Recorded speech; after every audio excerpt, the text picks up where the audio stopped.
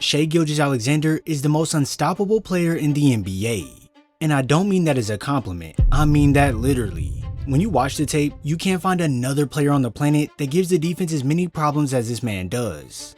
In one moment, he's right in front of you. In the next, he's exploding right past you. And the rest, well, it's history. Rookie year. He drives and jams it. Wow. This here is just one piece of evidence for his case of destruction. Because when you pair that with his calm ability to get to his spots on the floor, it doesn't matter who's in front of him, Shai will just rise up with confidence, and here comes the and one. 39. He knew this fast start was imminent, but they've got that guy. Trust me, I know it looks easy, but when you have to guard someone who can score at all three levels, it'll make you bite on every move they make. So when OG is prepping hard for an attack, this is where Shai can stop on a dime while stepping back, which creates all this space for a knockdown bucket in the clutch. Force that to happen. Three-pointer is good. SGA knocks down. Yeah, scoring 31 points tonight is just the front cover to his case files. Because it's way more about how he gets the points more than the fact that he's capable of dropping 30 every night. Some guys, they can only attack the basket, some can only shoot, and others can only move at one speed. But when you start flipping through the files page by page, you start to realize there's many weapons he can use to cause destruction. For the most passive but majorly effective, Shai will keep you on your toes with his pace change, as when he slows it down, this makes it seem like he's waiting for a screen to be set, so that's why Brown closes the gap. But it's in that moment where Shai will burst right past him to go at Jokic, and we all already know that Joker is just a cone on defense. So Shai explodes past him as well, and now the bucket is made easy. These quick shifts of pace work perfect when he's attacking near the sideline, as when he comes off the screen, he already has his side empty and ready for him to pursue. And although he's able to get past Bruce Brown with ease, this is where you have to have different sizing for the same tool. Because unlike last play where the rim was wide open, this time you have Jokic and Tim Hardaway Jr. sitting in the paint, so instead, Shai decides to stop and pop for the 10-feet jumper. Now don't get me wrong, Shai doesn't need to only use this shift on the sideline. It also comes in handy for those times when the defender is sitting down ready to guard him, as it's that semi-quick explosion into a slowdown behind the back that flows directly into a quick step back that punishes the defender. Other times, Shai might not need a lot of flashy moves to still get to a spot, as when Brown tries to steal the ball in the attack, this here's where you find yourself in a world of trouble. Because all it takes is a slight bump to send you flying, a simple carryover to go back towards the middle, and when most would try and go up on this left side, it's highly important that you're aware of your surroundings, because Brown is tracking Shai from behind, which is why he chose to go up on the right side instead to use the rim for protection. Things like that are what you need to keep the defense guessing. No longer can they be ready for one speed, as out of nowhere, gears will shift and catch them slipping if they're not ready for it, and what makes this even more dangerous is when you throw in that change of direction to go along with it. It's one thing to have to guard the speed shift, but when it's set up first by a cross that gets you leaning one way, this now opens up the perfect pursuit angle to get to the rim, and after that explosive cross back to the left to begin attacking, Draymond just has to hope that Shai misses this once arriving. That right there alone shows you why you have to play him so honest, because when you allow yourself to be in position to get beat when he starts driving at a different angle, this now makes you vulnerable to any move he may use, such as an up fake in this situation, and if he wanted to foul bait, he could have leaned in for the contact, but instead he steps right through to complete this beautiful move. I get it, I know it may not seem like a huge thing, but this skill can single-handedly make a defender buckle when trying to cut him off on his attack. And if the defense is to cut him off going one way, it's not like the play is over, as it actually opens up a whole nother portal for Shai to go into.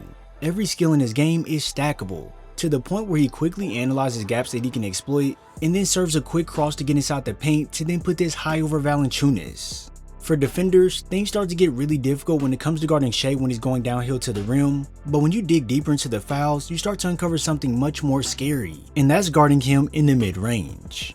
Like honestly, Shai is someone who can quite literally bail out the offense for when things get out of control, and the best thing about this in-between game is that it doesn't take much for him to get his shot off.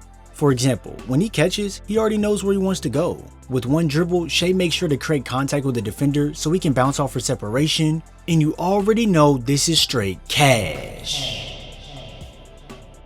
Other times, SGA doesn't even have to dribble. The little things such as a jab step can open up this space that allows him to pull up right over the top of the defense, and when you master your game, it's not even about the coverage of the defense anymore. As you can see that 3 Knicks defenders are mainly around him to stop the attack, which not only opens up Dort in the corner, but it also sends Shai into audible mode where he can now shift from driving into a sidestep pull-up that no one can seem to stop. And hold on, before we go even deeper into his bag to uncover his main secrets, when OKC matched up with Denver, you would have won big if you were trading on Polymarket. As when the Nuggets came out hot, shooting 71% to get out to a 20-8 lead, that was the perfect time to trade in for the Thunder as their odds dropped to just 40%. With this being a wake-up call to the Thunder, they came out in the second quarter with aggression to flip the lead to 60-48 on 68% shooting up until this point. And that's when I instantly traded out when the odds were at 54% for a net profit of $105. If you want to trade in and out of games like I do in all 50 states, make sure you download the app from the link in my description and use my code MASTERY10 when you sign up. Now when going into the vault to expose the deeper layers of his weapons, this is when things become special. At this point, it's no longer thinking you stopped him once, as you have to be ready for him to initiate the attack again once you thought you had him. And the thing about it is that even if he doesn't continue the same way, Shai will notice that 1, 2, 3 defenders are all ready to collapse on him, so he'll use that spin move to evade the tough situation and then bank this off the glass for 2 points. This in-between area can really be a place where defenders lose their mind, because it doesn't matter how well you play him or how tight you are. Shai will always find a way to make space in that phone booth, and now you're left watching the ball drop through the net. I'm talking about time and time again. Defenders will try and play him tighter to make him speed up, and then they'll even send another defender to make sure he can't get to his spot. But here's the thing, anywhere on the floor is his spot, so he doesn't mind having to throw in a move to still get his desired outcome.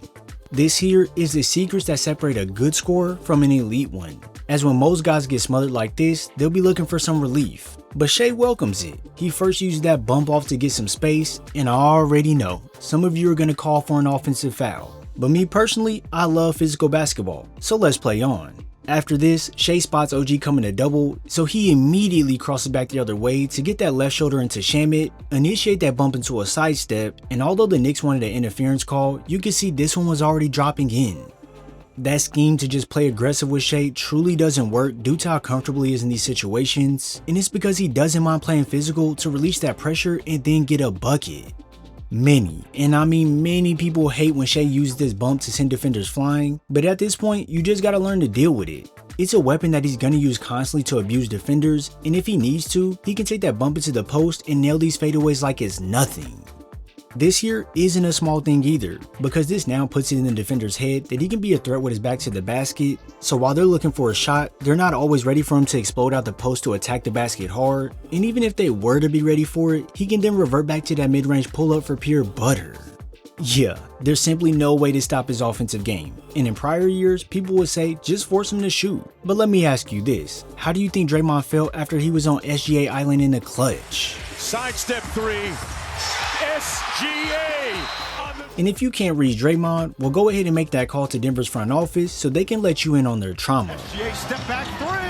He's got it. Do what you want, try what you want, say what you want. But there's literally no way to stop this. You can try and cut off his drives or his angles to get to that mid-range, and he'll just make the right read to set up his guys to score, whether that's from the inside or from the outside. And hey, if it's not him sharing the rock, he'll take matters into his own hands to figure something out and still cook the defense. So here's the real question. After all the evidence in the Shai files, is this enough to crown him MVP, or is there another person more worthy?